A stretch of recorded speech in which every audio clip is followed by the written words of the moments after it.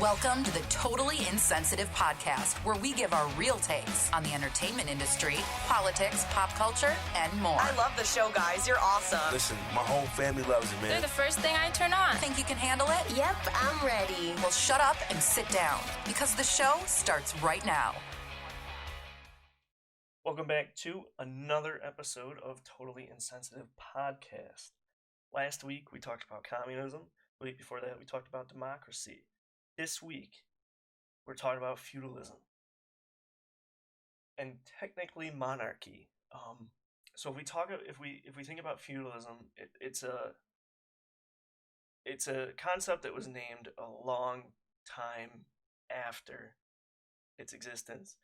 It's a class system, essentially. You know, you think of serfs and kings and knights and things like that. It's a system that existed in the 15th to the 12th centuries. It's a interesting concept, and it's kind of fathered almost all forms of government today, and it's directly evolved into a monarchy. This took, centuries. It didn't directly, one day it was feudalism, the next day it was monarchy. Feudalism technically never really existed at the time that it was being used. Monarchy just kind of slowly over the centuries became a thing, and they're like, oh yeah, feudalism used to be a thing. So we're really going to be talking about a monarchy and the theory of monarchies and the definition of them, the forms of them, things like that, and of course pros and cons. So if we think about a monarchy and what a monarchy is, it's the individual sovereignty or rule of a single person. One person, you for example, you always think of like a king or a queen. One person rules all of the people. You think back to Egypt, the pharaoh, it was essentially a monarchy. The pharaoh ruled everybody. He was in charge of everybody, and everybody listened to him for the most part. That person, the pharaoh, the king, the queen, the poobah, they are, in charge. They rule the country until their abdication or their death, until they were either ripped out of office. You think of King Henry, many of the King Henrys, there's like 8 of them, or 9 or 13, who knows anymore. Most of them were just killed, or you think of, those that just die of old age. Queen of England right now is, I don't know what, like 300 years old? Who knows when she's croaking, but she's been in power since before I was born. But there's really 2 forms of monarchy that are prevalent today. There's a absolute monarchy, and there's a constitutional monarchy.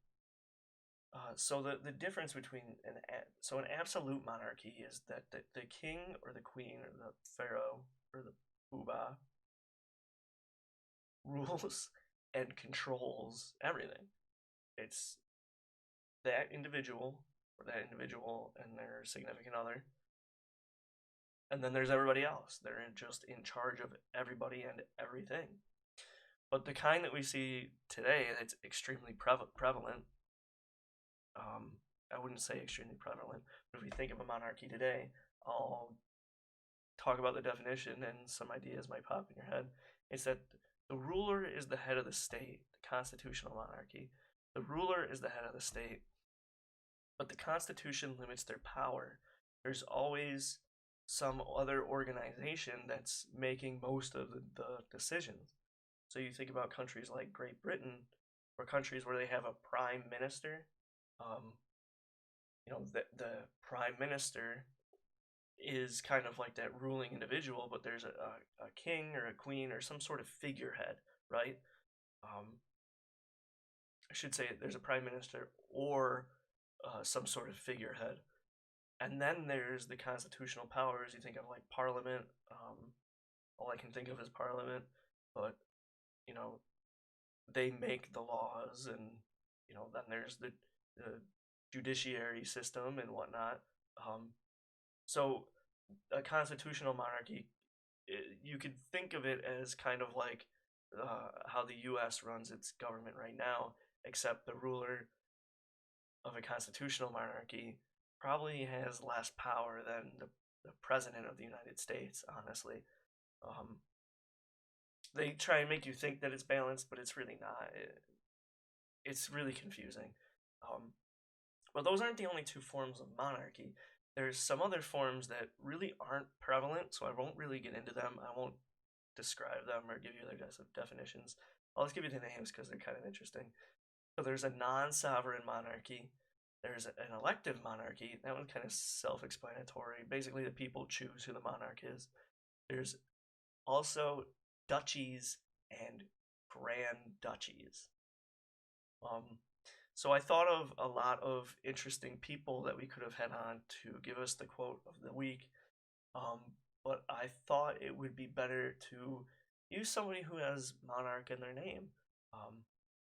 So this is my buddy, Monarchy, the butterfly. Monarchy, let us know what you think. Kings fight for empires. Madmen for applause. That makes sense to me, Monarchy. Thanks for stopping by. I really appreciate it. And yeah, what? So I'm going to get into some pros and cons of a monarchy and try and get Monarchy out of my head. Haunting.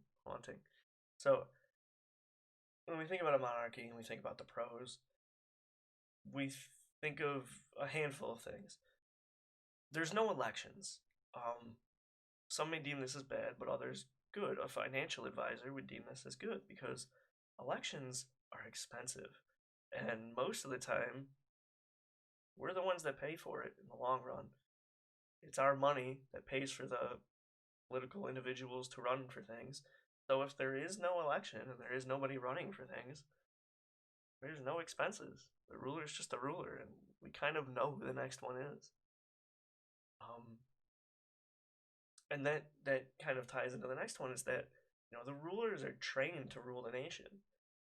You think about the king, and then there's a prince, right, or a princess, and they're kind of groomed to rule the nation. And when you think of a monarchy now, these people, the queen, the king, the prince, the princess, they're kind of revered by the people.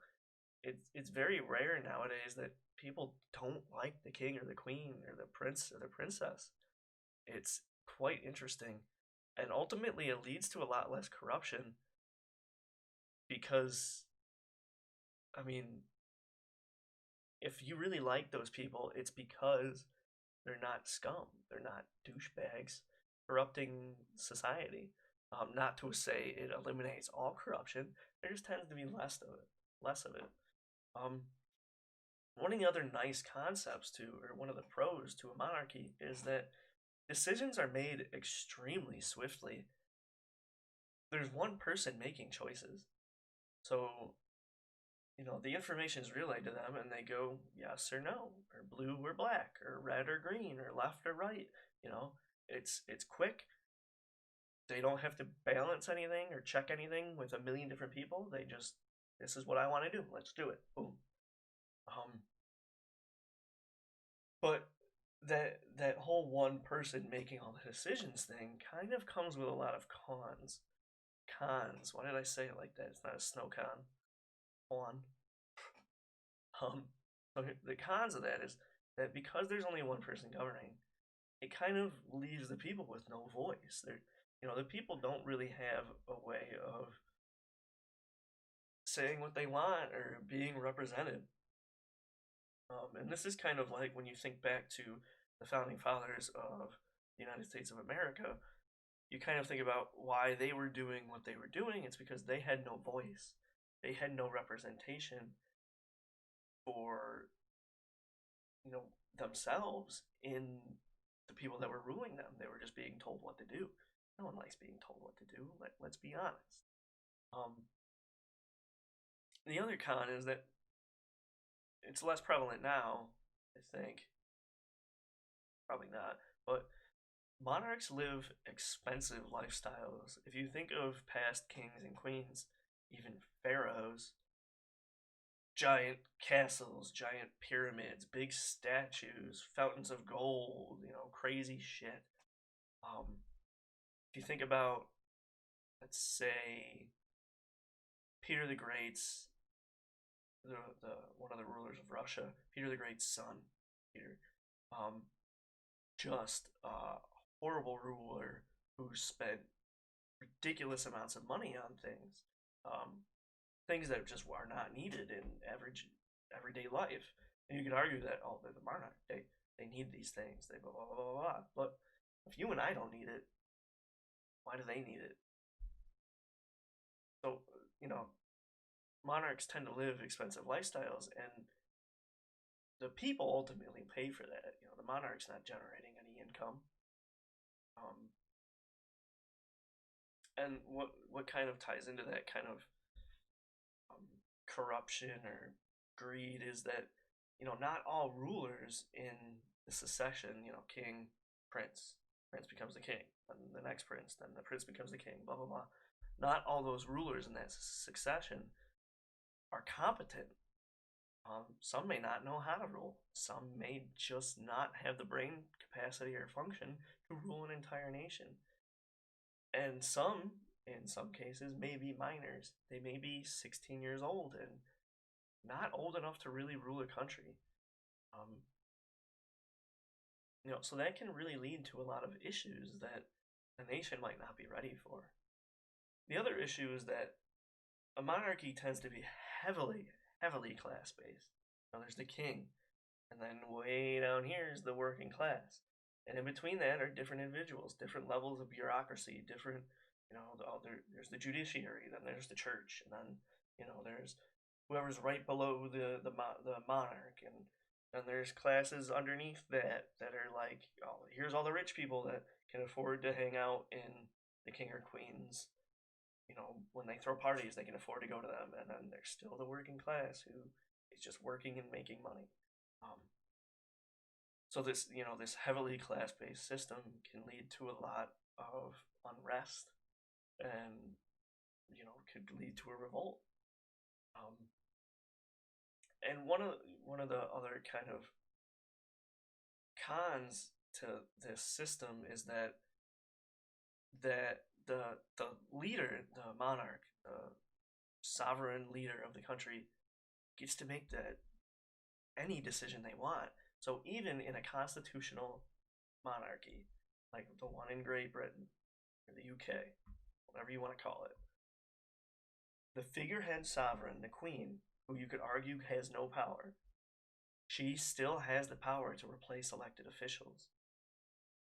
So if she thinks one way, and everybody votes and elects a prime minister who thinks a completely different way, she can decide that's not okay, pull him from power, and put whoever she wants back in. So, that's a scary thought, that if what you want is not the same as what your monarch wants, they have the power to just do whatever they want. And that could be extremely terrible. It could go very poorly. So that's kind of monarchy. So, we talk about democracy, communism, and a monarchy. Next week will be the debate. It is a debate on theory, the theory of all three of these, but I'm entirely 100% sure that real life application will come into play. It's meant to be funny. We haven't decided who's going to be debating for which theory, but of course, these are just theories, and whatever we're saying, we're just trying to goof. It's not necessarily what the three of us entirely believe. We're just trying to have fun with it and educate people at the same time. So you can look forward to that next week. And yeah, thanks for checking it out. If you just turned into this episode, make sure you go watch the last two before next week's come out. Thanks for stopping by, and we will see you next week. Peace.